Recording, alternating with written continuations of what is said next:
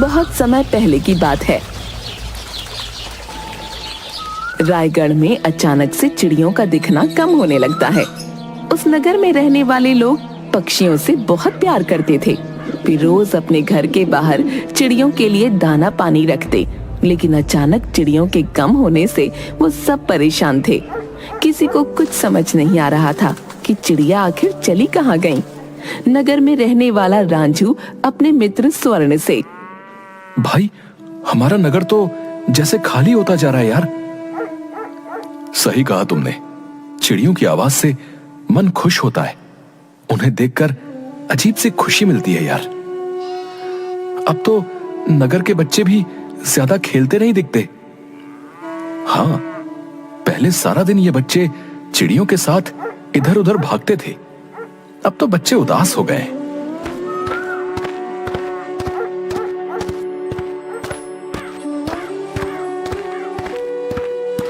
हाँ भाई, आजकल तो नगर में हर तरफ यही चर्चा है कि अचानक से चिड़िया कहाँ चली गई।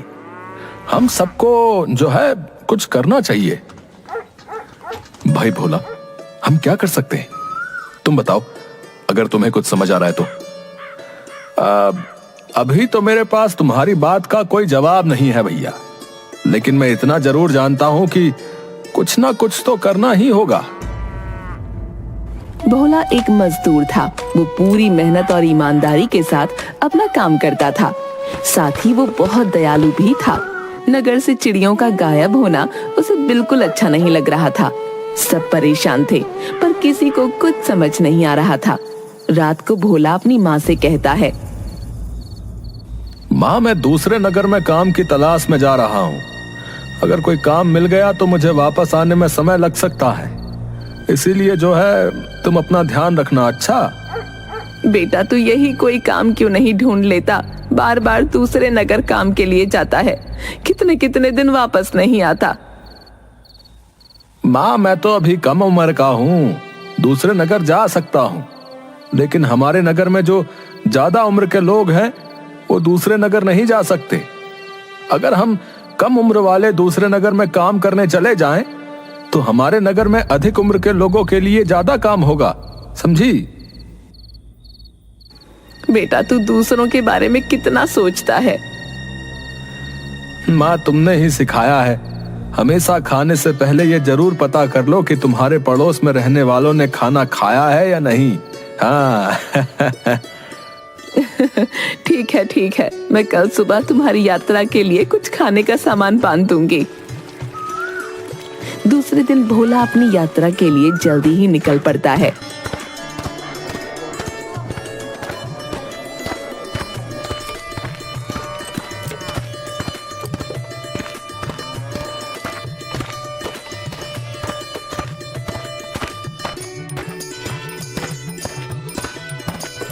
दूसरे नगर में उसे नया काम मिल जाता है, लेकिन दूसरी तरफ रायगढ़ में धीरे धीरे चिड़ियों ने आना बंद कर दिया था। अब तो एक भी चिड़िया नहीं दिखती थी, जिसकी वजह से बच्चे भी उदास हो गए। दूसरी तरफ कुछ समय बाद भोला दूसरे नगर से वापस आने के लिए निकलता है।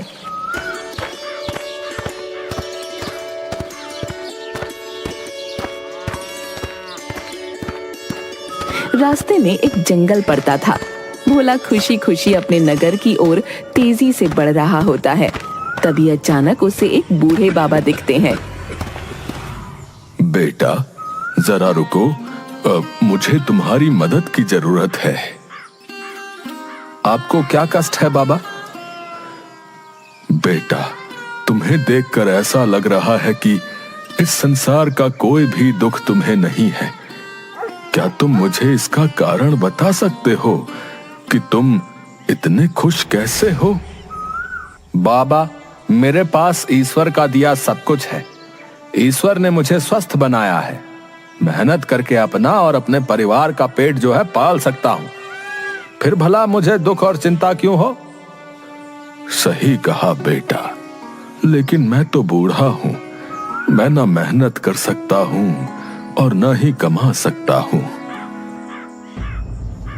बाबा, आपको क्या मदद चाहिए? मुझे बताइए। बेटा, तुमने सही कहा। तुम स्वस्थ हो और मेहनती भी हो। तुम कमा सकते हो, लेकिन मैं कमा नहीं सकता हूं। क्या तुम मुझे कुछ पैसे देकर मेरी मदद करोगे? जी बाबा, जरूर करूंगा। ये लीजिए, मैंने पिछले 1 महीने में जितना कमाया है सब आप रख लीजिए। बेटा, यदि तुम ये सारा धन मुझे दे दोगे तो तुम्हारे पास क्या बचेगा? बाबा, मेरे पास फिर से मेरा शरीर बचेगा, जिससे मैं दोबारा मेहनत करके पैसे कमा लूंगा। बेटा, तुम्हारा हृदय सच में बहुत बड़ा है। तुम बहुत दयालु हो। मैं तुम्हें 2 वरदान देना चाहता हूं। मांगो, तुम्हें क्या चाहिए? आप कौन है बाबा? तभी बूढ़े बाबा एक देवता के रूप में परिवर्तित हो जाते हैं।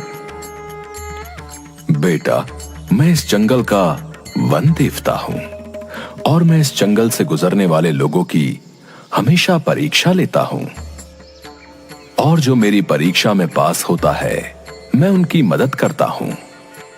आज मेरी परीक्षा में तुम पास हो गए हो, इसलिए मैं तुम्हें वरदान देना चाहता हूं। तुम मुझसे कोई भी 2 वरदान मांग सकते हो।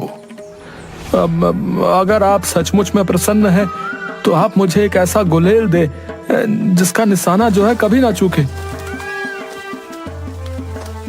ये लो बेटा, तुम्हारी गुलेल।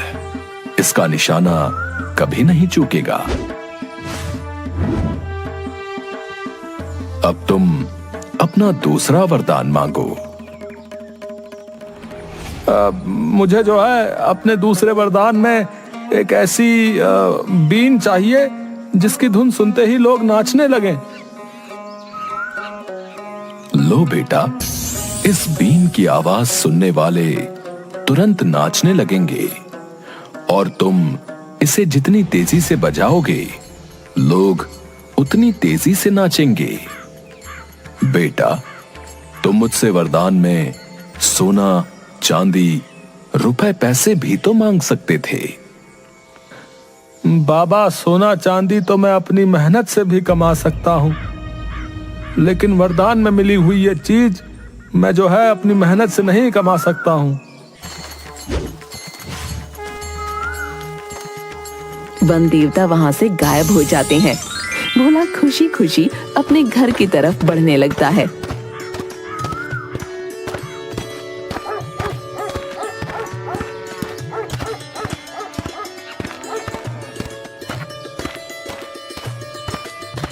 भोला को पशु पक्षियों से बहुत प्यार था। एक दिन, भोला बेटा जल्दी से आकर रोटी खा ले, वरना तुझे काम के लिए देर हो जाएगी। बेटा, जैसे तुझे लगता है तेरे पक्षी भूखे होंगे, वैसे ही मुझे लगता है मेरा बच्चा भूखा होगा। भोला हंसने लगता है। माँ, तुम भी कैसी बातें करती हो? मैं तो बोल सकता हूँ, लेकिन ये बेचारे तो अपनी भूख और प्यास हमें बोलकर नहीं बता सकते, सिर्फ चूं चूं करते रहते हैं। अच्छा बाबा, पहले तू अपने पक्षियों को दाना पानी दे, फिर मैं अपने पक्षी मतलब तुझे रोटी देती हूँ। एक दिन भोला अपने काम की तलाश में बाजार के चौक पर खड़ा होता है। तभी उसकी नजर वहाँ खड़ी मूर्ति पर पड़ती है, जिसके पास पिंजरे में कई तरह के पक्षी कैद होते हैं। कितने सुंदर पक्षी हैं, और ये रंग बिरंगा तोता तो बड़ा ही मन भोला वाला है। न जाने क्यों ये आदमी इन पक्षियों को कैद करके रखता है। हे मेरा बस चले तो मैं इस आदमी के सारे पक्षी खरीद लूं और उन्हें आजाद कर दूं। क्या करूं, मेरे पास इतने पैसे भी तो नहीं हैं। भोला, आ गए तुम भोला? जी साहूकार जी, मैं आपका ही इंतजार कर रहा था। बताइए कहाँ काम करना है? अब चलो मेरे साथ।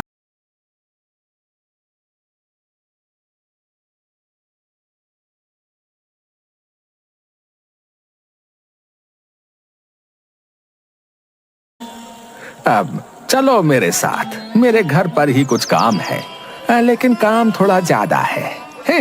तो शायद तुम्हें कुछ दिन वहां रुकना पड़े। कोई बात नहीं साहूकार जी, मैं काम पूरा करके ही घर जाऊंगा। आप फिक्र मत कीजिए साहूकार जी।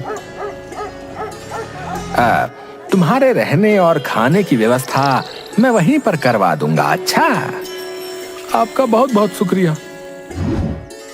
भोला साहूकार के घर में काम करना शुरू कर देता है। शाम को साहूकार का बेटा घर वापस आता है। पिताजी, पिताजी, ये देखिए मुझे कितना सुंदर पक्षी मिला है।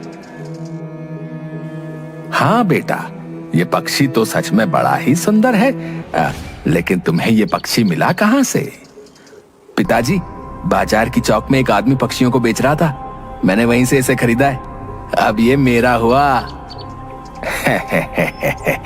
वो तो ठीक है, लेकिन इसका ध्यान रखना, पिछली बार की तरह ऐसा ना हो कि ये भी बिना खाए पिए मर जाए। सही कहा आपने, ये हमेशा यही करता है। बाजार से नए नए पक्षी लेकर आएगा, उन्हें दाना पानी समय पर नहीं देता, फिर वो बेचारे भूख से तड़प कर मर जाते हैं।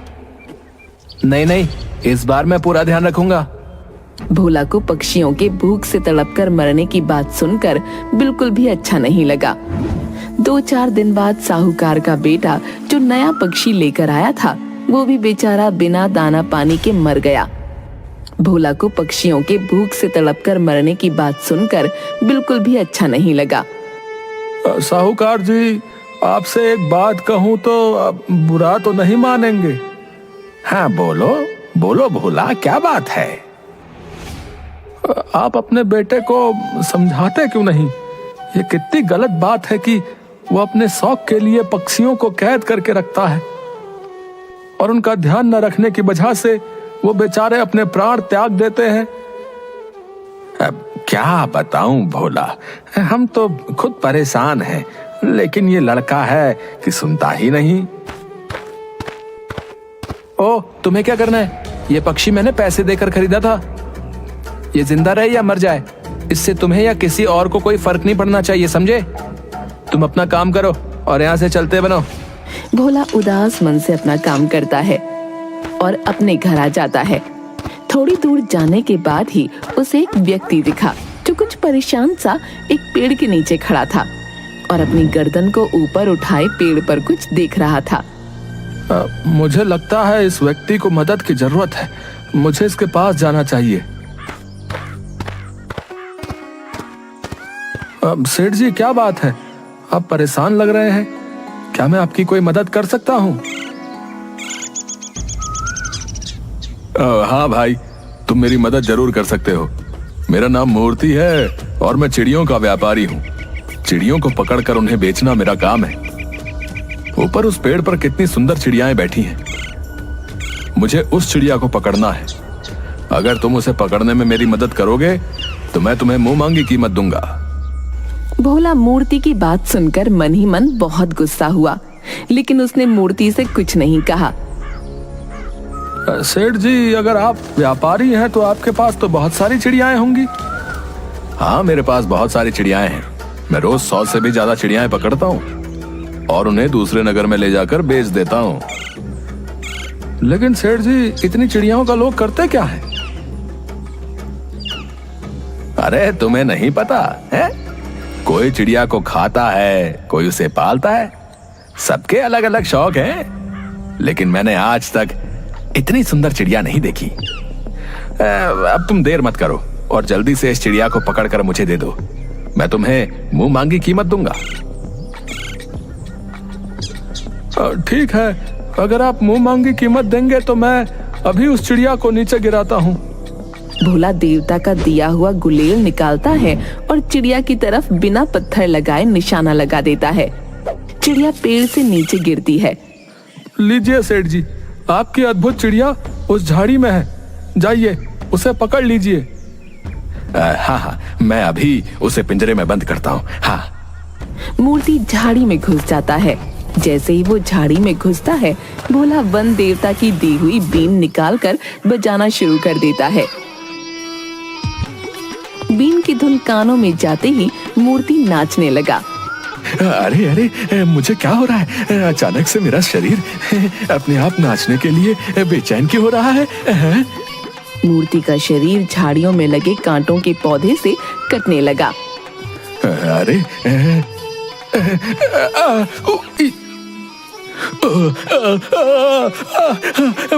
मैं तुम्हारे हाथ जोड़ता हूँ, भगवान के लिए ये बीन की आवाज बंद करो। भोला बीन बजाना बंद करने की जगह और जोर जोर से बजाने लगता है। मूर्ति और जोर जोर से नाचने लगता है, जिसके कारण उसका शरीर बहुत ज्यादा घायल हो जाता है और उसके कपड़े भी जगह जगह से फट जाते हैं। मैं तुम्हारे हाथ जोड़ता हूँ, भगवान के लिए ये बीन बजाना बंद कर दो। मेरे पास जितने पैसे हैं वो सब मैं तुम्हें दे दूंगा, लेकिन ये बीन बजाना बंद कर दो।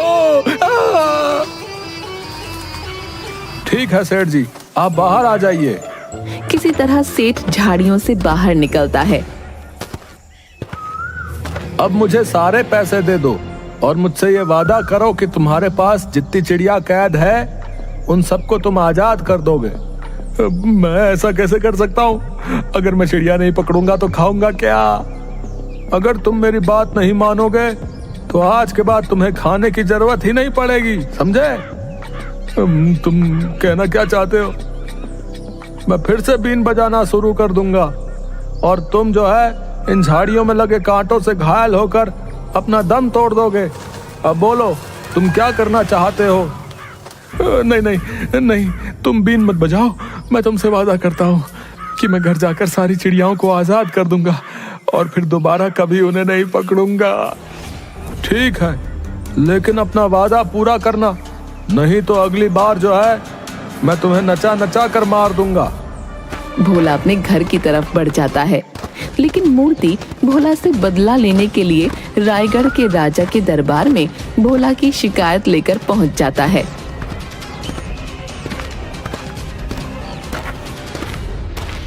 महाराज की जय हो। महाराज, मेरा नाम मूर्ति है। महाराज, मैं तो बर्बाद हो गया। महाराज, आपके राज्य में ऐसा अनर्थ हो रहा है। क्या बात है? साफ साफ बताओ। महाराज, आपके राज्य में मेरे कमाए हुए सोने के मोहरों को लूट लिया गया और मुझे बर्बाद कर दिया गया। आप उसे गिरफ्तार करिए और मुझे न्याय दिलाइए। क्या नाम है उसका? बताओ।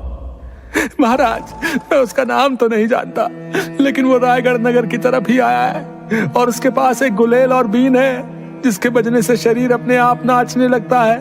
वो एक जादुई बीन है। ठीक है, तुम अपने घर जाओ और हम उस लुटेरे को पकड़वाने के बाद तुम्हें खबर करवा देंगे। तब तुम यहां आ जाना।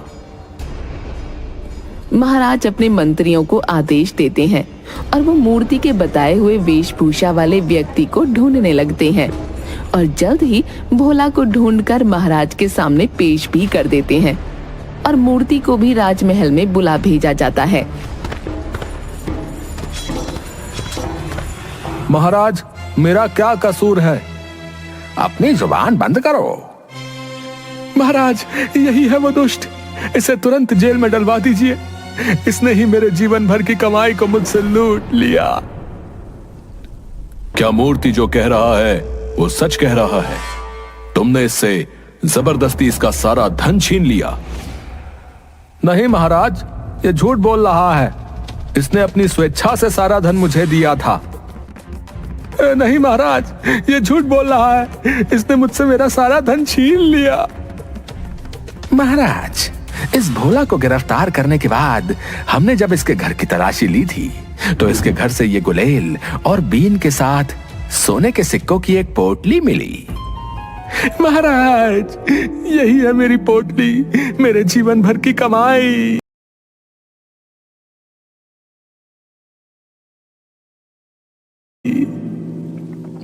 भोला, तुम्हें शर्म नहीं आती? ऊपर वाले ने तुम्हें इतना अच्छा शरीर दिया है।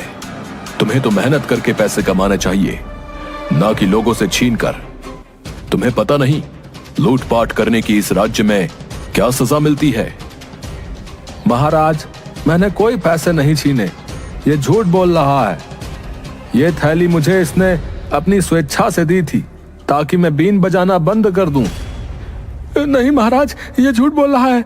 आप ही बताइए कि बीन की इतनी मधुर आवाज किसे कैसे बुरी लग सकती है, और अगर किसी को आवाज अच्छी नहीं भी लगे तो भी कोई भला इतने पैसे क्यों देगा बीन की आवाज को बंद करने के। राजा को मूर्ति की बात सही लगती है कि भला कोई बीन की आवाज को बंद करने के लिए किसी को इतने पैसे क्यों देगा, और उन्होंने भोला को दोषी करार दिया और आदेश दिया।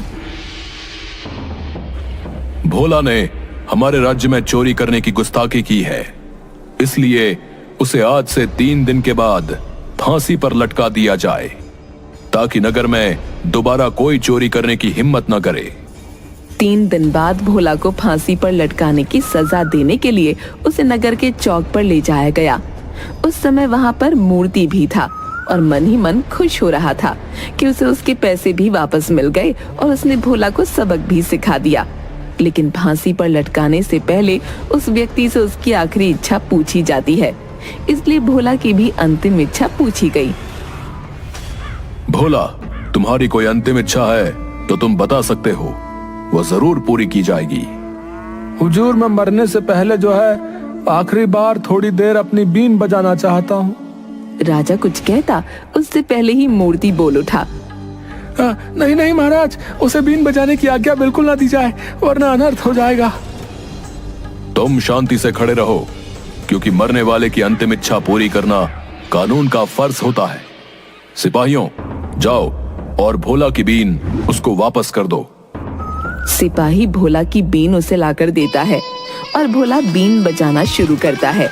राजा के साथ साथ वहां मौजूद सारे लोग नाचने लगे, और जैसे जैसे भोला ने बीन बजाना तेज किया, सब तेजी से नीचे कूदने लगे। ईश्वर के लिए तुम ये बीन बजाना बंद कर दो। अगर तुम ये बीन बजाना अभी तुरंत बंद कर दोगे तो मैं तुम्हें प्राण दान दे दूंगा। अब बताओ सेठ, मैंने तुम्हारी पैसों की थैली छीन कर ली थी या तुमने स्वेच्छा से मुझे थैली दी थी? मुझे माफ कर दो, मैं तुम्हारे हाथ जोड़ता हूँ, बस ये बीन मत बजाना। मैंने वो थैली अपनी स्वेच्छा से तुम्हें दी थी। इस दुष्ट मूर्ति को अभी कैद खाने में डाल दो। महाराज, मुझे माफ कर दीजिए, मैं इसी लायक हूँ। आप मुझे कारागार में डाल दीजिए, परंतु इस बीन की आवाज से बचा लीजिए। महाराज, इसने सिर्फ पैसों की थैली ही नहीं दी थी, इसने मुझे यह वादा भी किया था कि इसके पास जितने भी पक्षी हैं उन सबको ये मुक्त कर देगा। राजा सिपाहियों को आदेश देते हैं कि मूर्ति के पास जितने भी पक्षी हैं उन सबको आजाद कर दिया जाए और मूर्ति को आजीवन कारावास में डाल दिया जाए। राजा भोला से, भोला, हम बाकी चीज तो समझ गए, लेकिन तुम्हारे इस जादुई बीन का राज क्या है? भोला महाराज को वन देवता के दिए वरदान के बारे में बताता है।